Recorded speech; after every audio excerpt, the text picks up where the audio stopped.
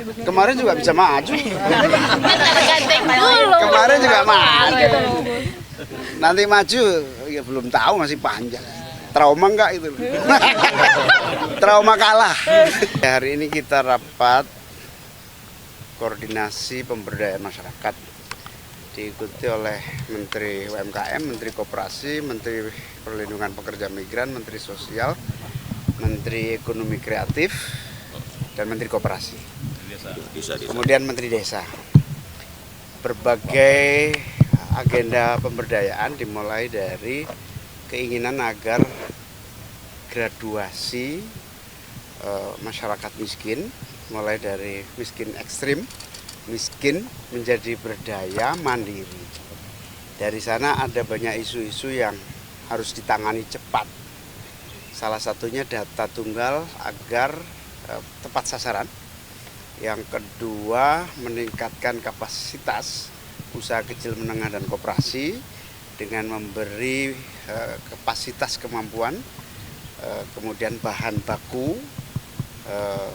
holding antar UMKM akan kita lakukan agar usaha besar bersinergi kolaborasi dengan UMKM.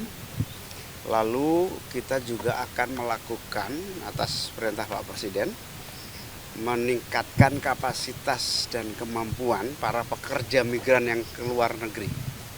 Insya Allah akan dibangun paling tidak 100 balai latihan kerja baru untuk pemberangkatan persiapan jabatan tertentu kualitas standar skill dan vokasi yang disiapkan khusus melalui 100 balai latihan kerja baru.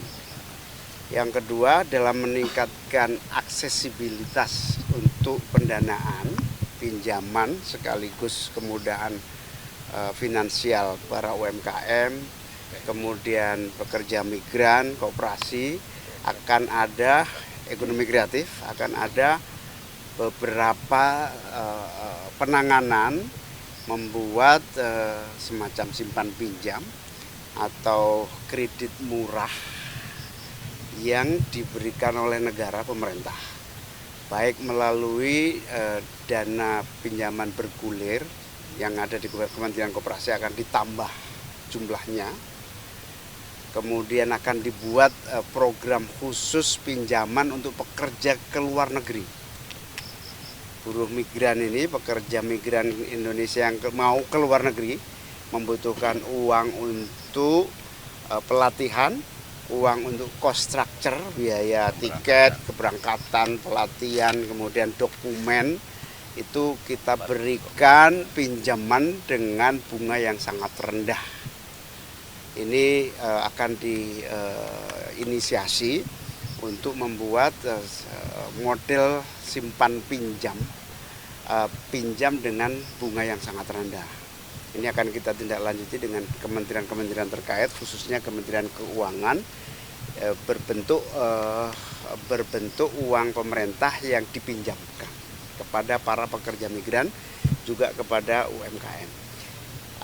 Contoh sukses PNM akan kita duplikasi gitu ya, menjadi PNM itu penanaman modal madani yang bergerak di bidang simpan pinjam ibu-ibu pelaku bisnis. Nah, ini akan duplikasi untuk pekerja migran, duplikasi untuk UMKM, duplikasi untuk koperasi. Berikutnya optimalisasi bantuan sosial melalui Kementerian Sosial juga dilakukan berbagai pembenahan, termasuk kepada para kaum miskin yang layak mendapatkan bantuan boleh diusulkan dan boleh disanggah, yang sudah tidak miskin tapi masih mendapatkan bantuan boleh disanggah melalui Kementerian Sosial. Atau yang belum mendapatkan bantuan silahkan disanggah, silahkan diusulkan. Pokoknya gini, tidak ada satupun orang miskin di Republik ini yang tidak mendapatkan bantuan. Itu yang paling akan kita lakukan dalam waktu cepat. Kita juga akan membuat acara bersama Bapak Presiden melalui Menteri UMKM, yaitu pemberian pembebasan utang apa penghapusan piutang sejumlah tahap awal ini 67.000 penghapusan piutang yang akan dilaksanakan langsung oleh Presiden dalam waktu dekat. Saya kira itu poin-poin hasilnya. Intinya pemberdayaan masyarakat itu akan ambil langkah-langkah, termasuk Pak Presiden juga ingin membuat sekolah khusus untuk anak-anak yang tidak mampu tapi masih di bawah naungan orang tua, dibina langsung khusus dalam sekolah rakyat.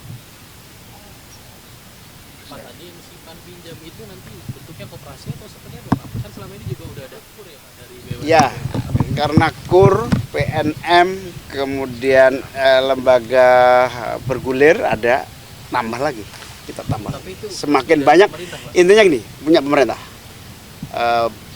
Intinya kita ingin menambah akses permodalan dengan bunga rendah. Persiapannya berapa banyak Pak? Berapa triliun mungkin Pak untuk Ya bisa 20 triliunan total ini.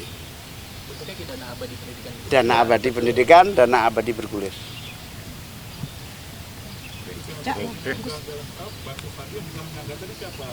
Tetangga kalau ada tahu orang sudah mampu tapi masih dapat, silahkan menyanggah. Melihat tetangga ini udah kaya kok masih dapat, ya, silahkan. Ada aplikasi khusus dari Kemensos online. Ya. Cek bansos. Cek bansos. Aplikasinya cek bansos, di situ ada usul sanggah. Jadi boleh.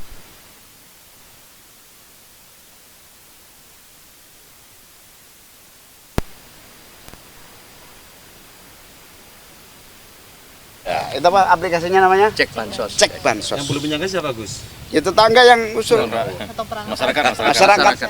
Publik. Wartawan lebih-lebih. Ya. Di sini agak kepo dikit terus selain dari program di dalam tadi kan ada Hotman Paris juga ya. Ini boleh Oh beda ruangan. beda agenda atau Beda agenda. siap-siap, Gus. Beda tamu. Oh iya, siap-siap, Gus. Beda pemberdayaan. Mungkin dilibatkan atau apa perannya begitu Gus? Oh enggak ada. Oke. Iya. Beda tamu. Kalau untuk yang sekolah tadi itu di setiap daerah nanti dibangun. Belum, baru uji coba 3 titik dulu. Di mana itu?